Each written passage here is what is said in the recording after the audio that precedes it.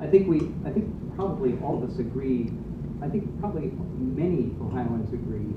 I would say an overwhelming majority that health care is in fact a right.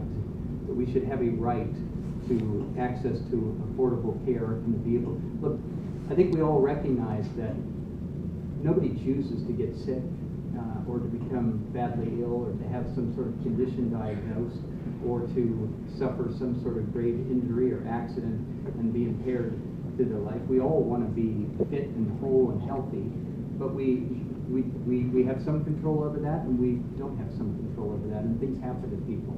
And one of the humane elements of our society is to recognize that there's a lot of bad luck that happens to a lot of people, and it could happen to any of us, and it's just happenstance that it happens to someone else rather than you, or maybe it happens to you rather than someone else. And we should have a system that is designed to sort of keep everybody as much as possible in the same boat.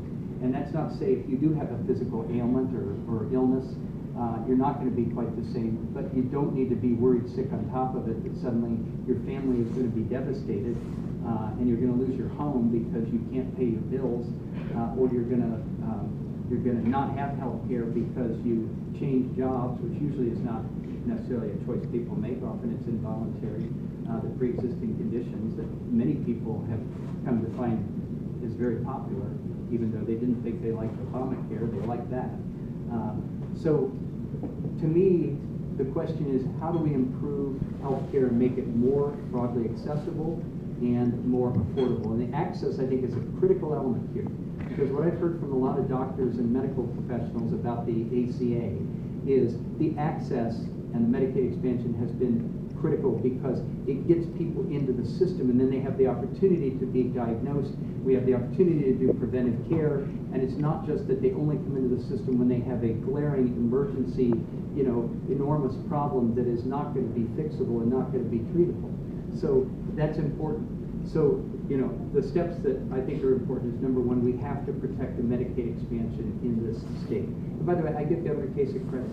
He had the guts to do that, and the legislature wanted no part of it. They were never willing to take a vote on it. It was always clear, I thought, that it would have passed in the legislature if there had been a vote on it, because Democrats would have voted for it and some Republicans would have, but they're not willing to put up things that a majority of the Republicans don't favor. So he had to do that. He's going to be gone, okay? It's either going to be me or someone else in that governor's chair, and the legislature is still pushing on this issue. They wanted to freeze the Medicaid expansion in the last go-around in the legislature, and he vetoed that, and they talked about overriding his veto, or they want to roll it back altogether. And the Republican candidates will not stand up for the Medicaid expansion. Mary Taylor is clearly against it, and Mike DeWine won't say where he is because he's afraid of the right wing in his party, and if he won't say in the campaign, then I don't trust him to keep it in office. And if people lose that access to care, that's hundreds of thousands of Ohioans. That's devastating. It's devastating on the opioid crisis as well. So that's one piece. We have to keep that. Number two, we've not done well in Ohio with the insurance exchanges as well. We had a number of counties last year that were going to have no provider at all on the insurance exchange, and ultimately they limped to having like a single provider, but that's not choice, and it's not providing cost containment, and it is not a robust system. So there are other states, like the state of Washington has done much better with the exchanges, and Kentucky, under the previous governor, had done well with exchanges. I think we need to figure out how in Ohio we can make those exchanges more robust. I think there's other pieces of this. Women's health is a subject that has been neglected by the legislature because they have this narrow ideological agenda of anti-choice, and that's all they want to do is pass those kinds of bills, and they wanted to defund Planned Parenthood, and John Kasich went along with that because he was running for president at the time, and these are things that Betty and I stand firmly against. I mean, that's cost us lots of initiatives in prenatal care, postnatal care, infant mortality, where Ohio is one of the worst states in the nation on infant mortality. The mammograms and other kinds of screenings that Planned Parenthood stands for, all of those things have gone begging because this legislature is obsessed with the choice issue and is on the wrong side of that one too, if you ask me. So those are some things. If we could do some sort of universal health care in Ohio, and it was affordable, and we could figure it out. I'm in favor of it. I haven't seen the ability to do that yet, but you know, I'm happy to hear more from people who have ideas about that. Yes, Miss. Medicaid is considering in the state of Ohio to have people work for their Medicaid, and several other states in the United States are looking at it as well. The Center for Community Solutions just did an estimate on that, and where do you stand? There's a large majority of Medicaid recipients already work. They are already involved in some educational opportunities, and most of those are people in nursing homes who are really in some ability of not being able to function. And now they're going to say, if you get Medicaid or your insurance, you've got to go to work. I'm smiling because you started to ask me a question, and then you pretty much gave a pretty good answer, I thought. And you know, I do think people have wrongly analogized work requirements for our healthcare programs to what was at one time a big issue of work requirements in terms of receiving welfare benefits from the government. And you know, you remember President Clinton signed that into law back in the 90s. But you know, the notion that healthcare benefits should be contingent on this, I mean, it feels to me very symbolic. It feels to me very kind of oppressive, like we're gonna show you, as you said, and I don't know the percentages, but it's like some overwhelming percentage of recipients are either already working or are getting some sort of education and training. I mean, I think they even acknowledge that we're down to low single digits of people that would even be affected by it. So it's just a symbolic type of thing. It's the perfect kind of thing that Donald Trump loves, because he can be winning without much actually happening. So you know, I think that's quite problematic. So yes. I just wanted to mention. Can you stand up, please? I've been looking at your website every so often where you stand on policies, and I haven't found.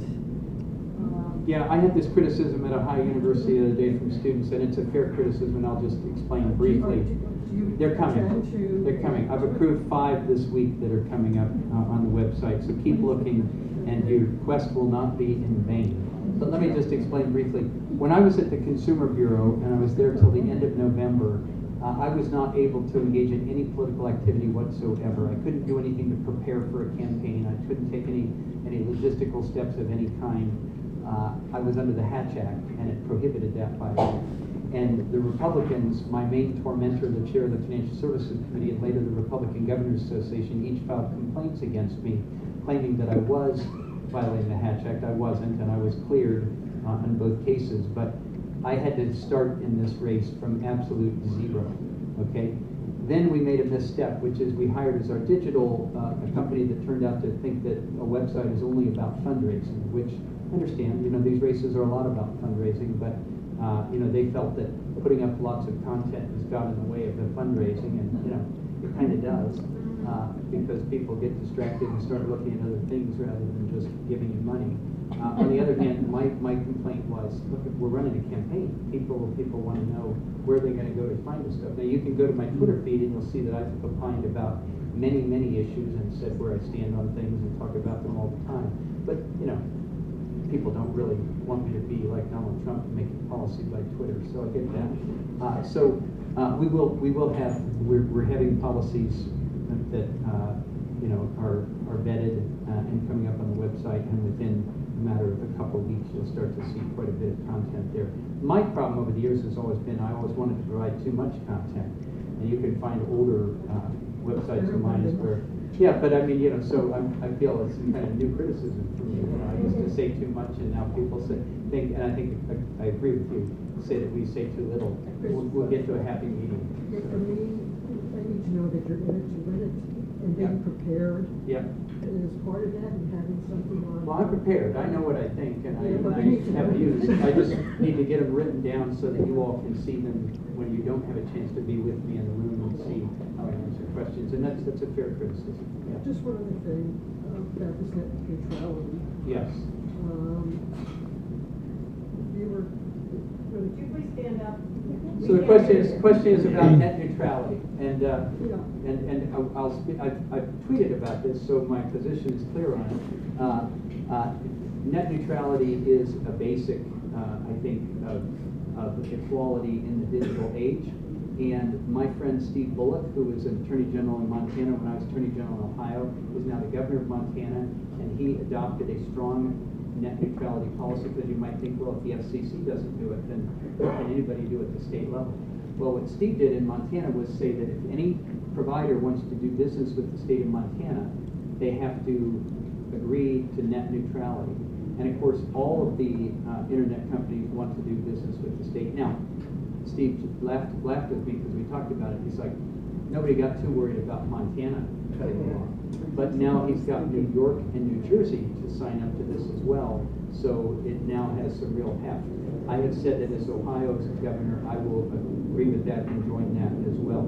And this is a way in which it may not be true that every state in the nation will do this. And maybe it's not even the majority of states, but if enough states with enough population do this, the companies will really have to comply.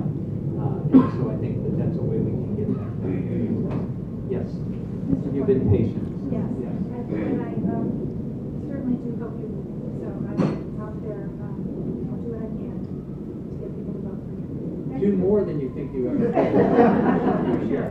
But one of the things that is a real issue here in Cleveland, in Cuyahoga County, is public transportation. And Ohio ranks 45th in the country for public transportation.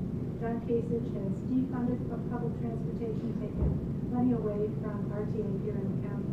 What will you do as governor to support public transportation so as our population ages and people become more pedestrian, moving back into urban areas, so they have the convenience of not having a car, but they can't get around. They can't get from one place to another because they don't have the public transportation. What will you do to affect that?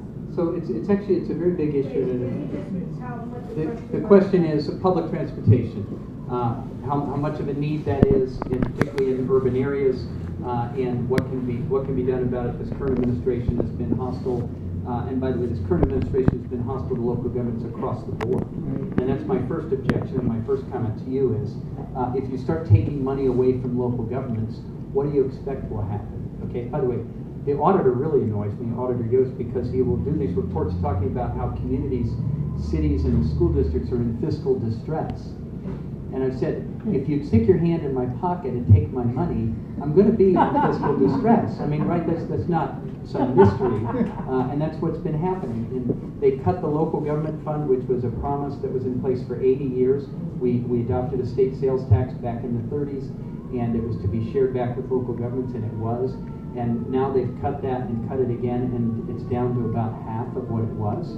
So what happens at the local level then is if they're having their funds cut, the things that go begging are infrastructure, things like public transportation, but also things like investing in our sewer and water systems and other things that people feel like, well, I'll put that off this year or put that off next year because I have to make really tough choices here. So the other thing that's unfortunate, because it was a bad decision that we'll never get back, was at the outset of his administration, you remember Governor Kasich sent back I don't know what it was, $400 million?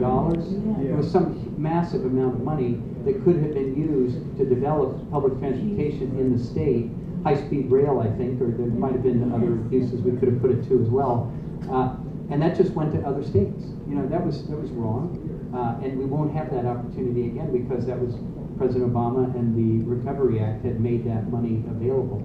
Now, Donald Trump had talked a good game about infrastructure during the campaign, but you know, he and the Congress spent $1.5 trillion on the tax bill that just passed that doesn't build anything and provides no money for infrastructure. They're now finding, to their surprise, I guess, that the deficit is blowing up, and it's gone from $500 billion a year back to $1 trillion a year, really at the levels it was when President Obama first came into office and the economy had cratered, which always is going to create a deficit. There's absolutely no excuse for it being that way now. Now he's turning to infrastructure, and he wants to do that on the cheap. And I've complained about this incessantly on Twitter. So those of you who follow me, thank you for your patience and my redundancy there. But he wants to put $200 billion is all he's going to put up of federal money. And then there's going to have to be state and local match. And state and local governments may or may not be able to find that match, and some of our communities clearly will not be able to find it. And the rest of it is hypothesized private money, these public-private partnerships, which maybe it'll materialize, some of it, maybe it won't, we have no idea. I mean, it all sounds good because they talk about it as though it's another $1.5 trillion, but it's really 200 billion. And you start spreading that out among 50 states, and it just isn't that much money. And it sounds like it should be a lot. So we're going to have to fend for ourselves in Ohio on this. When I was treasurer, we did bonded finance issuances for a lot of longer-term projects, like highway projects. I think that that is a sensible way to proceed, and we could do more of that. We could do it with public transportation and infrastructure in our urban areas and probably in the rest of the state as well. But we're going to have to find those resources. We're also going to have to do away with this mindset that we can just continue putting that off and putting that off and putting that off, and the infrastructure somehow will remain solid and A+ all during the time that it's deteriorating. And suddenly we have roads and bridges problems, and we have leaks in our sewer and water systems, and then we have environmental contamination, and then cleaning it up is much more expensive than preventing it. You know, it's not just healthcare, but it's in this area that an ounce of prevention is worth a pound of cure. Anyway, I think there's a lot of reasons to be unhappy about what has been done in state government. Lots of reasons to turn things about 180 degrees, and a lot of challenges they had to try to accomplish that. I don't want to sugarcoat that. I think that's true. So I'm sorry. Yes. So with that being said, I'll get to you too. what would you do with the over $2.2 billion in the supposed rainy day fund? Well, first of all, much of that money is local government's money. They Right. took it and stuffed it in the rainy day fund. What they didn't give back in tax cuts, which went to the people who needed it the least, and that's been happening again and again with this legislature, really going back about 20 years now, back to when John Husted was the speaker. Maybe it's 15 years ago now. So I object to that, and I object to the stripping of local government monies. So, you know, some of that could go back to local governments or be used for some of these other purposes. I mean, I think that there's a lot of precipitation in Ohio right now, so that fund could be utilized. I mean, it shouldn't go down to zero. I mean, there's a reason to have a rainy day fund and have a cushion, and it affects bond ratings and everything else. You know, what I object to is, again and again, preying on local government, taking their money to make the state's budget look good, and pretending like they somehow have some Ohio miracle, which to me doesn't really make sense. And by the way, it wasn't just the local government fund itself. It was the MCO issue. Every time the state legislature touches something affecting local governments get the short end of the stick. They made up poorly on the MCO adjustment issue.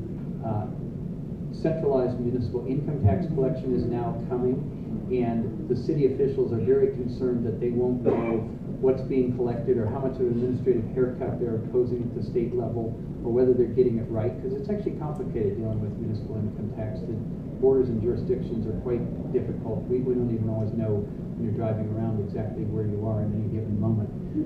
And the estate tax, that was taken away. That was a big support for a lot of communities, kind of an uneven support, maybe a lot some year, a little bit the next, but it was something that they could count on over time and average together. So there's been a lot of hits to local government.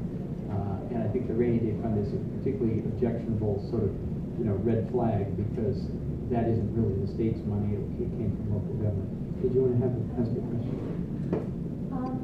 So there's currently a huge movement of young people speaking up specifically about gun control, and I was wondering, since you would be the governor, hopefully, of not only voters, but young people in Ohio who are directly affected by the government, would you, as governor, or are you as a candidate, making a point to hear young people, not only on things, on gun control, but on issues across the Well, it seems like I am right now. I didn't ask you your age, but you're clearly a young person. Of course, for me, a lot of people in the room feel like young people, and I find that true more and more. I used to teach at the law school at Ohio State, and after a while I said, my wife also teaches at the law school at Capitol, and I said, it seems like I stay the same, but the students just keep getting younger and younger and younger.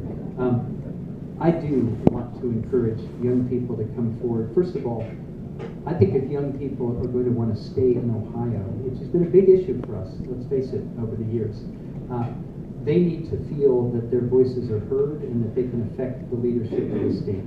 Okay, and if the state is going to try to shut them out, then I no reason why if they go off to college or get a job somewhere else that they would ever come back, because that's the memory they'll take with them of how they were regarded. And again, to me, a lot of this boils down to respect and disrespect.